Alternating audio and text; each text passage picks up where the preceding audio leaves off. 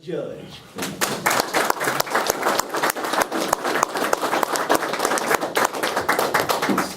Can I move some of this? Yeah. I don't want to trip. I like to move around. How's everybody doing? Great. Good. I am so grateful to have this opportunity to celebrate. I love to celebrate. And I really love to celebrate winning. Love to celebrate winning.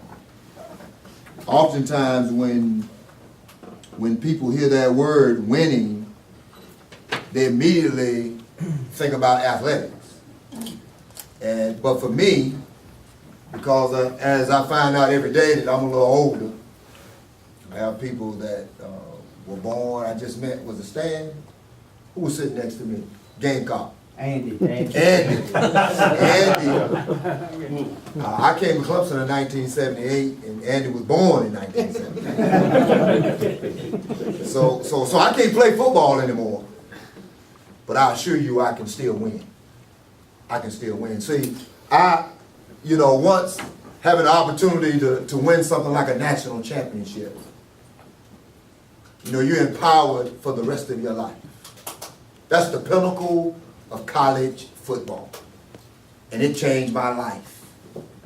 And after winning and being a part of such a great team and winning a national championship, there was nothing that I didn't think that I could do in life. So I'm very grateful and I'm very thankful, for that opportunity. I want to thank David, I want to thank Todd and Steve and Rich for this opportunity to share with you all. I want to congratulate each one of you all. And one of the things I want to say is that I believe everything rises and falls on leadership. Everything rises and falls on leadership. And for your leaders to celebrate your victory, celebrate your accomplishments, that's huge. That's huge. Because that's one of the things that you must learn to enjoy if you're going to win on a regular basis. You cannot ever get tired of celebrating. And oftentimes people get to a point to where they win a couple times where it becomes, oh, heck, this is just what I do. No, it takes effort. It takes focus. It takes determination. It takes so many great qualities in order to win. Whether you win once or whether you win a million times. When I think about winning today, I think about a model. See, an architect takes a model of the building that he's going to build for everybody to see. Once he makes that model, he can reproduce it. That's what they do with automobiles. They take that little model for you to see, but when they make that model, they take it and they can reproduce it. And so for me, winning is about reproducing it over and over and over again. Because I'm a Clemson Tiger, I came up with the acronym for Paul. And it's passionate about winning. When you study that word, passionate, it's not just about enthusiasm. But passionate, when you study that word, is also about willing to pay whatever price it takes to win. If I have to suffer a little bit, I'll suffer a little bit. But I'm going to do what it takes to be a winner. I'm the father of 6. And I know most of you all was thinking, especially this time of day, you don't expect people to have that many children. And trust me, I've heard all the sayings, are you Catholic? Do you have a TV? I've heard it all.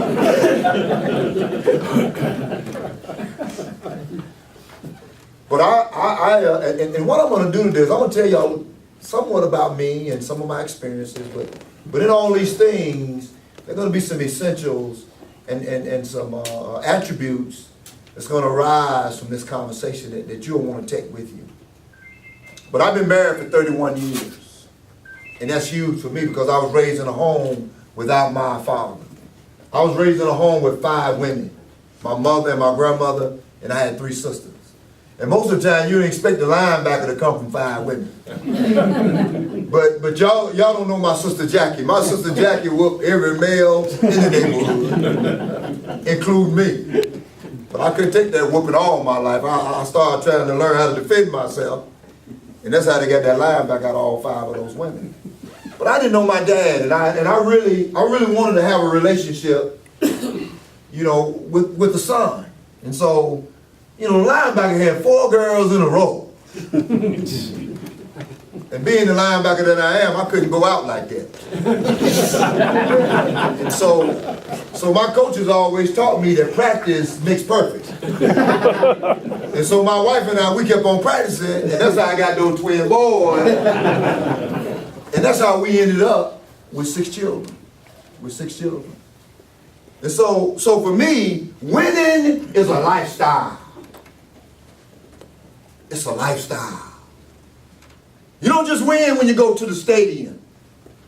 You don't just win when you go fishing or when you go hunting. You win every day. You win in your speech. You win with your character. You win with how you value humanity. Man, I love people. And I love all people. I love them. And you know what? I like to empower people. I like to see people win. I like to see people be successful. That's why I'm very good at the job that I have now. Because it doesn't really matter to me how well they do football-wise. Because football is going to come and football is going to go. But being a man, that you have to live with the rest of your life. And if you're going to live with it, you might as well live with one that's worth his salt.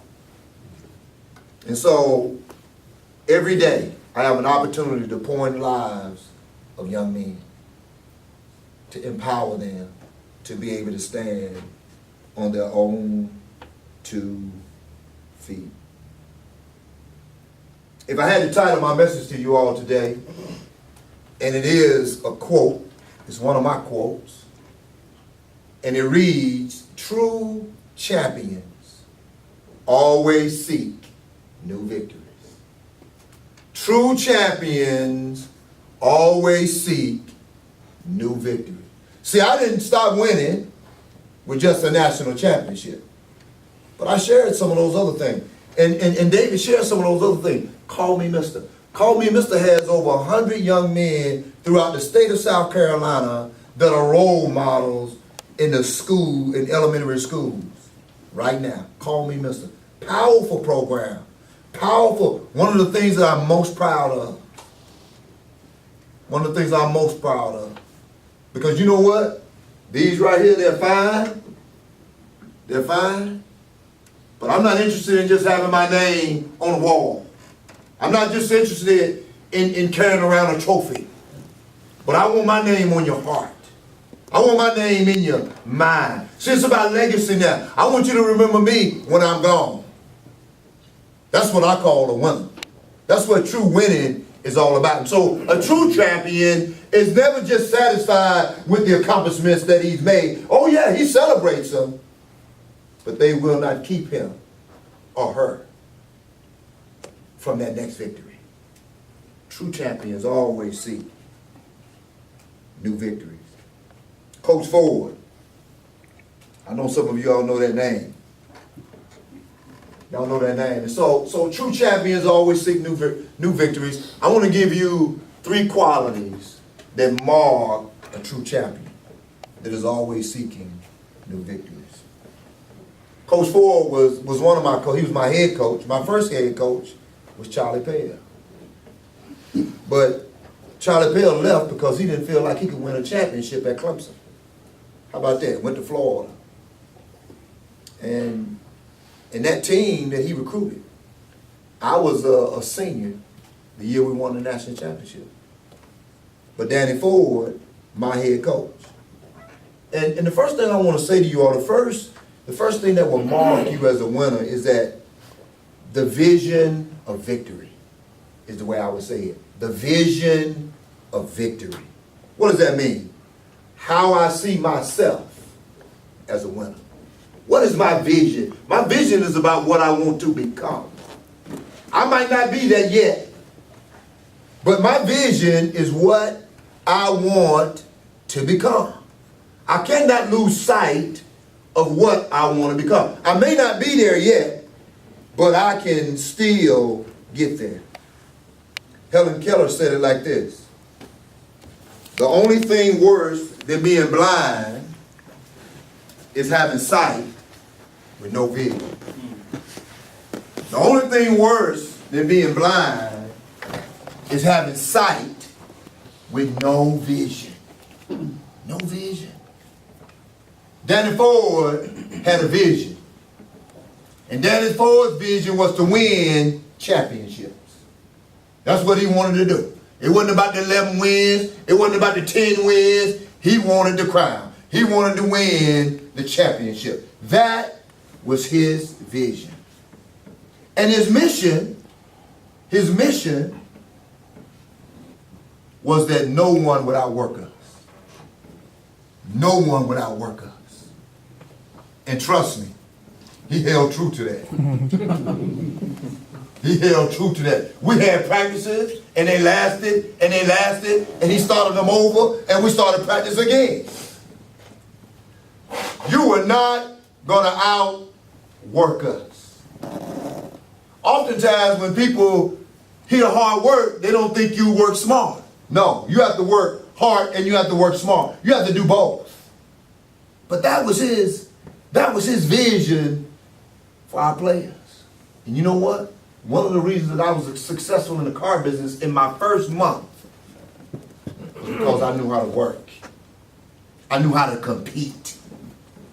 Even against my teammates. Greg, congratulations. That's awesome. That's awesome.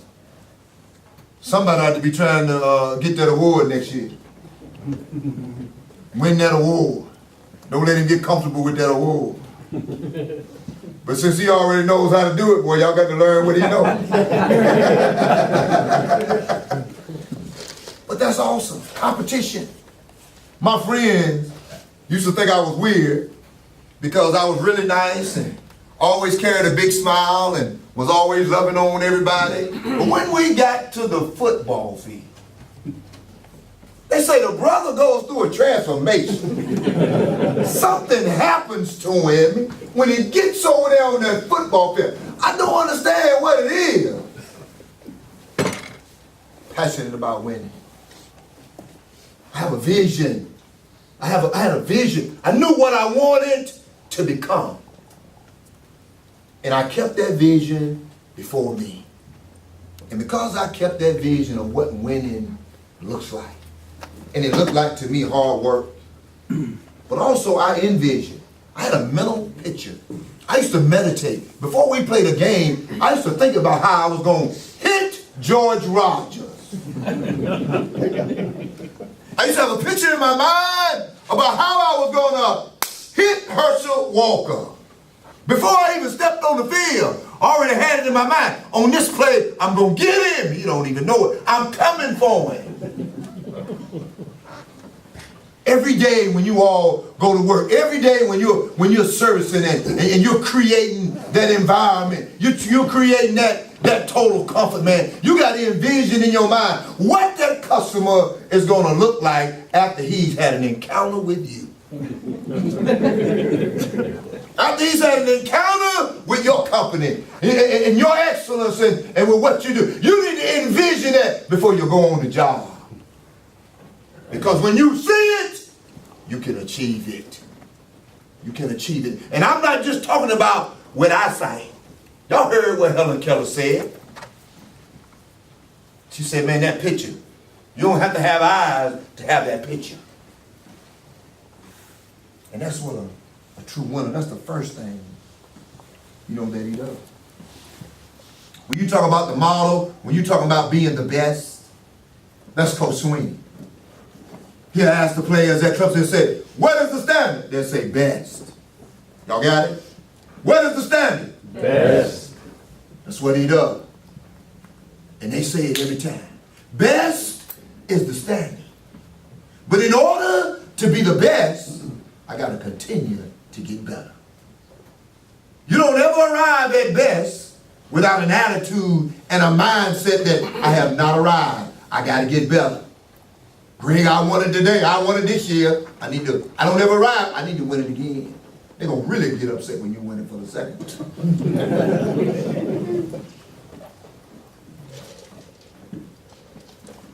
But I can be the best and still be on a team. That's the beauty of football to me. Now, we had a lot of great players on our football team. And trust me, while being the MVP is important, I'll take the championship every time. I'll take it every time. But I do want to say this. Oftentimes you hear people talking about there's no I in team. But let me tell you something about team. Before you can be a teammate, you got to have individual commitment. You have to have your own individual commitment. And until you commit individually, you cannot commit collectively. Individual commitment always comes before collective commitment. It's easy to commit to another guy when you're doing what you're supposed to do. It's easy to commit to a common goal with others when you're doing your part. And so you must have that individual commitment. See, I believe that everybody is a leader if you break down that word leadership in its simplest form. I believe everybody has influence. But I think the key that you need to understand about leadership is what level of leadership. And the highest form of leadership is being able to reproduce what you do in others. Being able to encourage, being able to inspire. See, at the harbor, when the water rises, all the boats rise. And that's what happens when a true leader walks in the room. That's what happens when a true champion walks in the room. That's what happens when he comes to work or she comes to work. Everybody around them rise. Y'all know that was one of the things I loved about the Judge. I have to tell y'all that story. We in Anderson, South Carolina, they got me put on the road. They wanna promote me as an All-American. And this young lady, Kim Kelly, everybody called me JD. Nobody called me Jeff Davis. Everybody called me JD. And JD in Latin is Juris Doctor. And because of the way I used to handle the football field, she felt like that was my courtroom. And so she came up with the judge. And so they took me over to Anderson, South Carolina, in the courtroom with the robe on. I walk out there, and they all ride. They all roll, man. It was awesome. And I'm up there smiling and thinking, they think I'm the judge.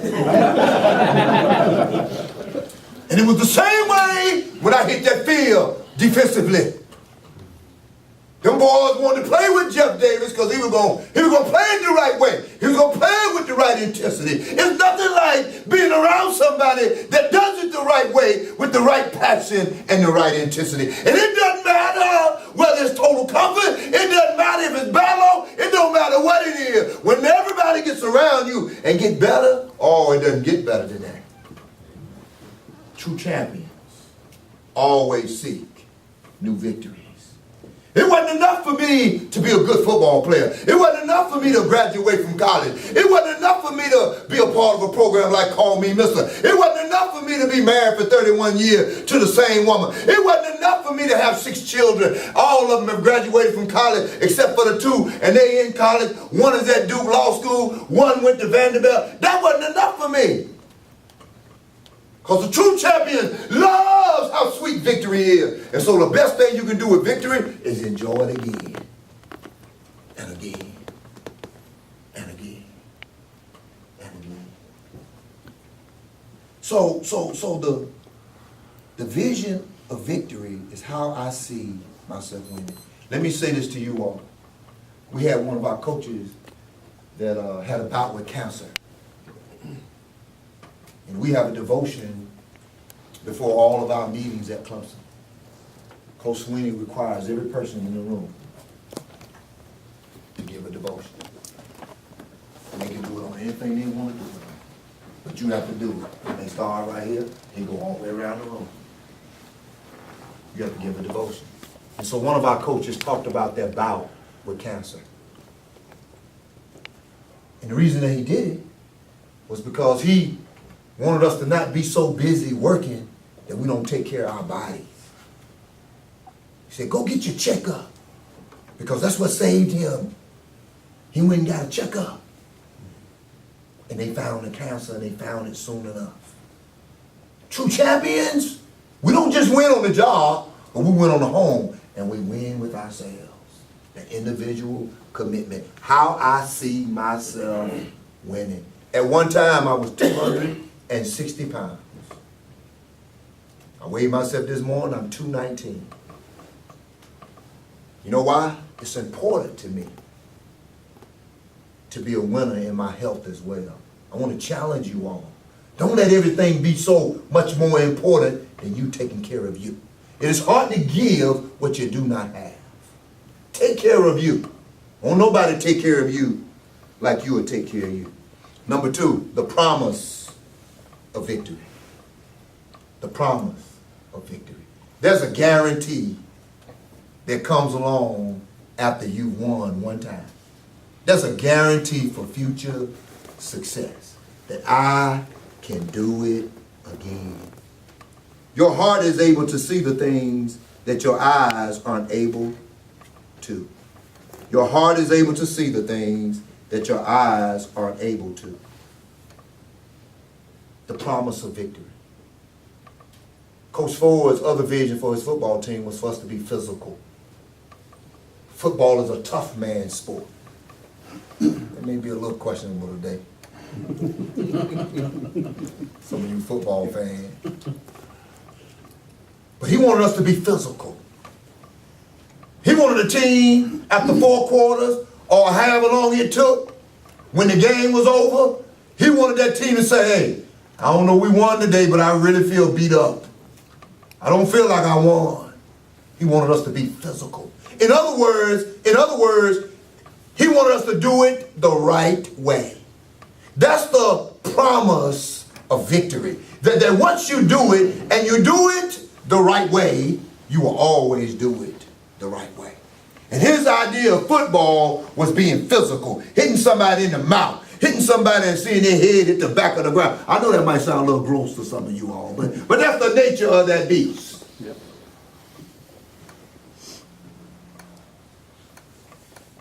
Doing it the right way. I have a curriculum that I do with our young men. It's called Success with Class. And class stands for confidence, leadership, attitude, success, and significance. See, I'm not one of them guys that think that you ought to win outside the guidelines. I'm not one of those individuals that think you win without integrity. But if you're going to win, if you're going to put forth the effort to win, you may as well go ahead and put forth the effort to win right. Do it right. That's the promise of victory. That when you do it right, you will win continuously. You will win on a regular basis. Don't take shortcuts. Do it the right way. Don't cheat the customer. Exceed the expectation. Do it the right way. That's the promise of victory. The last point is the impact of victory. Victory has an impact. And it's tremendous. It is tremendous. And it's one of the things that I love to do today. See, no contact, no impact. No contact, no impact. And sometimes it's here. No contact, no impact. See, you can give a service, you can provide a service, you can provide a product and not even care about the one that you're providing it to, and they know it. We can just make it business if we want to. We can just make it business.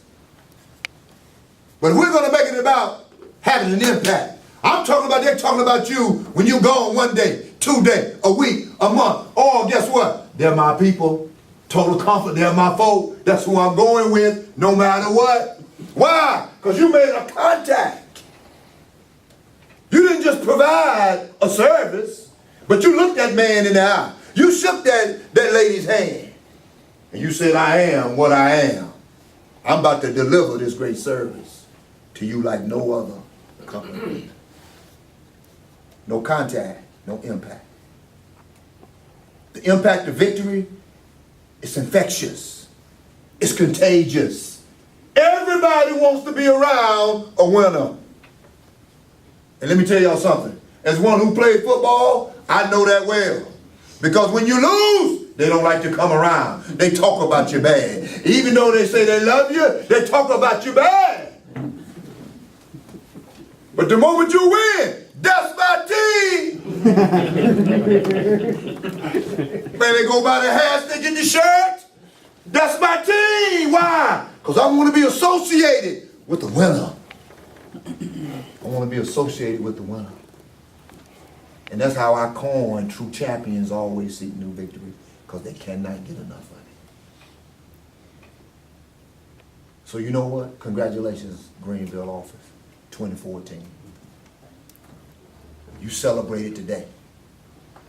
But tomorrow, you say 215, here I come. Here I come. Because if this is as sweet as what I think it is to you, y'all know you can't eat one piece of pie. You can't eat one piece of cake. You got to do that thing again. So he said, bring that back here. Let's do that again. But true champions always seek new victories. Y'all expect to win the prestigious international recognition for achievement in contracting excellence award this year. You fell short of it last year, but you've tasted the victory. You got the vision. You see it. You see it, and you know it starts with your individual commitment to you. What you think about you, how you feel about you, and then you can take that and join that with someone, with your teammate, with your fellow employee. And then the promise of doing it right. That's the fulfillment of it, man. I see myself doing it right. And when I see myself doing it right, the impact is immeasurable. The impact is so strong that they'll be talking about you and you may not ever know it. You may not ever know it. True champions always seek new victories. I want everybody to stand.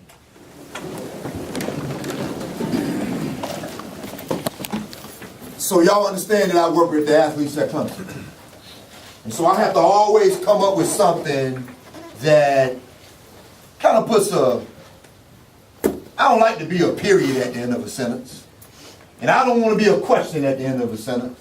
I want to be an exclamation mark.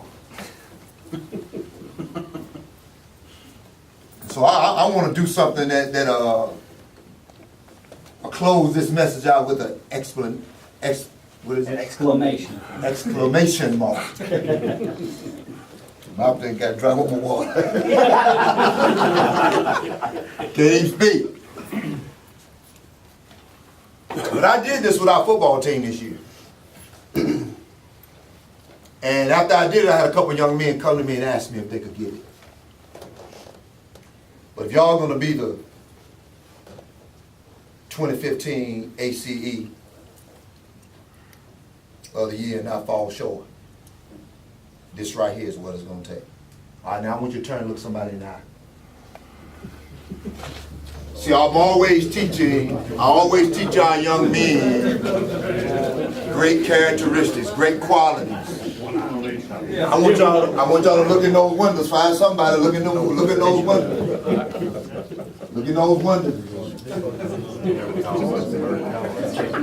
All right, everybody looking at somebody? You can't be looking at me if you're looking at somebody.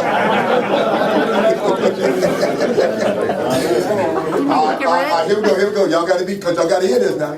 I want y'all to repeat after me. I matter. I matter. All right, so now that y'all had y'all little test, y'all got everything out the way. That's the way you do. When you say it, you mean it. So we're gonna start again. I matter. I matter. You matter. You matter. We matter. We matter. It matters. It matters. It matters. It matters. What we think. What we think. Say. Say. And do. And do. Because it matters. It matters. What we become. What we become. Hashtag. Passionate. Passionate about winning. Thank you so much.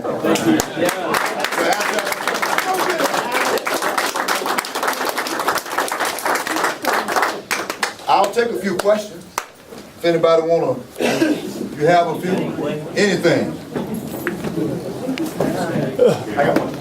Okay. How did you decide to go to Clemson? How did you decide that was where you wanted to? I was raised with 5 women, as I told you all.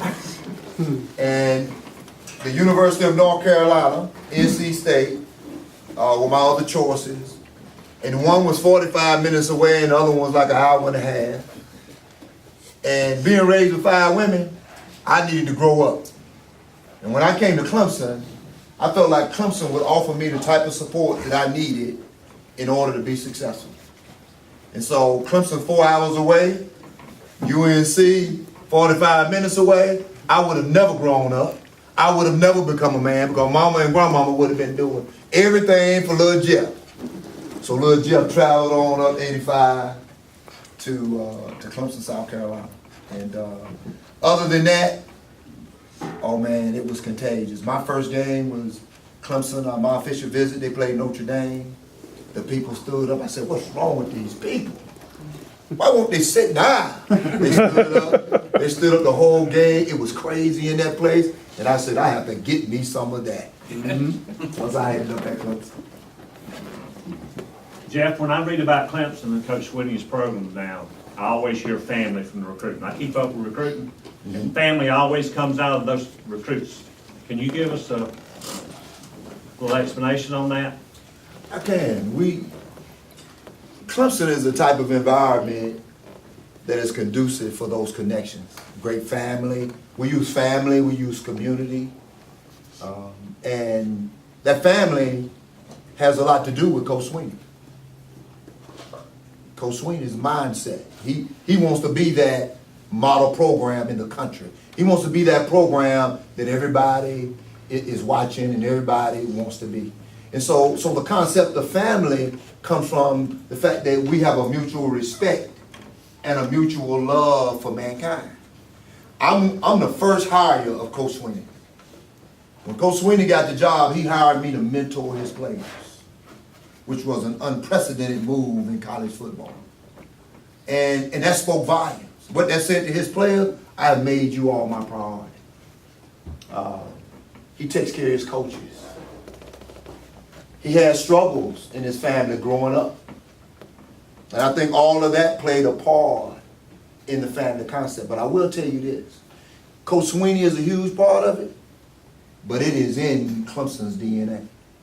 It is hard to come to Clemson. It is hard to go to that campus. It is hard to see the beautiful mountains and trees and people who will speak to you when they walk by you. And it's hard not to feel like and embrace that family and the mutual respect and the honesty. Our guys understand that we want more from them than them just playing football. And we've proven that. We graduate over 81% of our football players. Since Coach Sweeney has been there, I think he's had like 115 players. And I want to say about, 90 or so, even more than that. I think he's had like maybe 10 players that hadn't graduated. Many of them are coming back and they're very close to graduating. So when you family, you value people. You don't just value wins. And I think that because of how he treats his employees, his players, and the environment that is in, people can't help but feel that family connection when they come in. Jeff, the most important mentor in your life and why?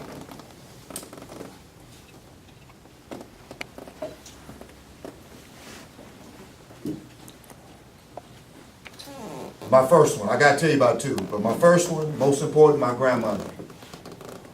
My grandmother. I was told you before, I was raised in a home with 5 women, 3 girls and my mother. My mother actually spent a lot of time with my sisters. I spent most of my time with my grandmother. And I'm so grateful that I did not have to look outside of my home for a hero. And the thing that I love the most about my grandmother is that she loved people. I was never taught racism. She was on me about how I worked. She talked to me most about being a man. One day, she called me Chap. She said, Chap, one day you're going to be a man. And I didn't always want to be a man because she said a man need to know how to iron his own clothes. And the other thing that I would say about her is that I started working when I was 10 years old with a man in our neighborhood. And I remember getting my first check. And I came home and I said, Granny, got that check. And she says, what you gonna do with that money? And I said, I don't know. She said, well, there's a thing called tithe, paying your tithe. I said, what is that? She said, well, you pay 10%, to God. And me being a little boy, I said, well, God didn't work, I worked. Of course, you know what followed that, Chap, don't make me whoop you. And then she said, Chap, you see, she did just like this. She said, you see the lights right there? That's called electricity. It's not free. You may have to give your mama a little money to help pay those light bills.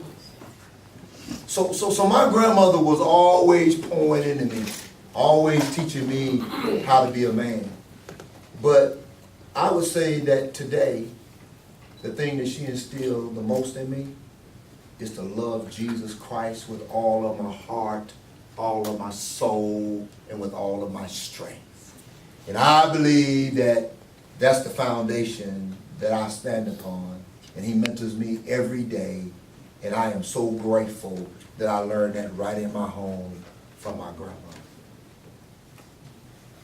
Somebody else had their hand up. Jeff, we talked a lot about creating habits and things of that nature.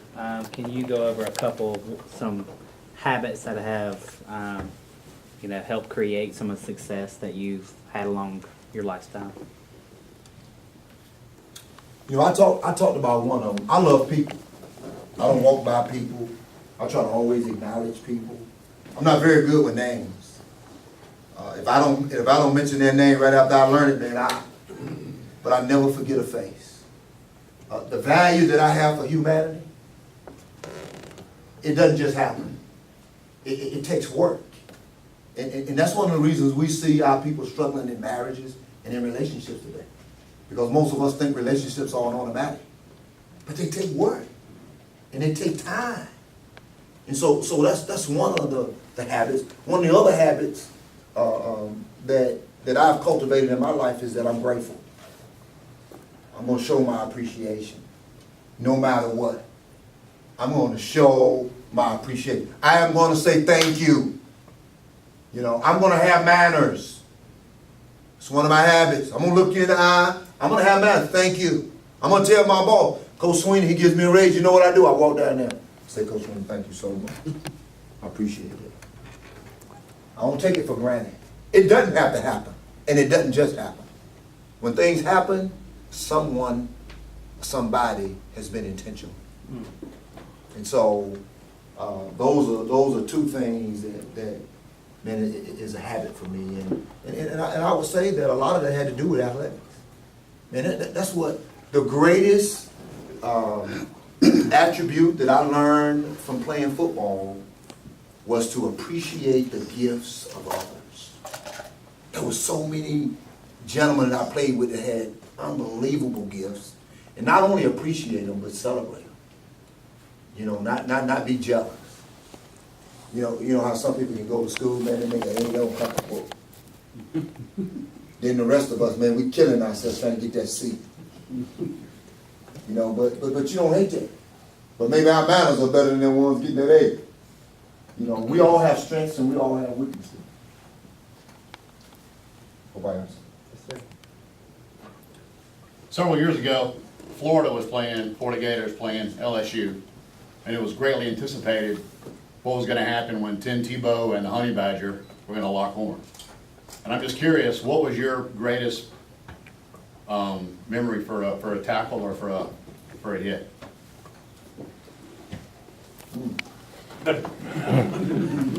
He had a lot of them. It's been a long time. You mentioned Herschel Walker, which is what made me trigger the question. So I don't know if that was highly anticipated. Well, I would say 19 80. South Carolina Clemson game. Because South Carolina was having a very good year. George Rogers, the Heisman Trophy winner, they were coming to the Valley. They were gonna run us back up the hill. They were gonna do all these ugly things to us. And we spanked that backside. I'm talking about we choked that chicken, we choked him out, and we beat up George Rogers. I mean, we beat him like 27-6. Ah, 27. I knew somebody would know. But who's counting? 27-6, and one of the things, a true competitor always wants to compete against the best. And trust me, George Rogers was the best. And we hit him. He came back and we hit him again. And he came back and we hit him again. And a lot of people don't realize this. He had over 100 and some yards. But one thing George or Herschel will ever be able to say, I never downed the end zone in their Valley. Gives me chills.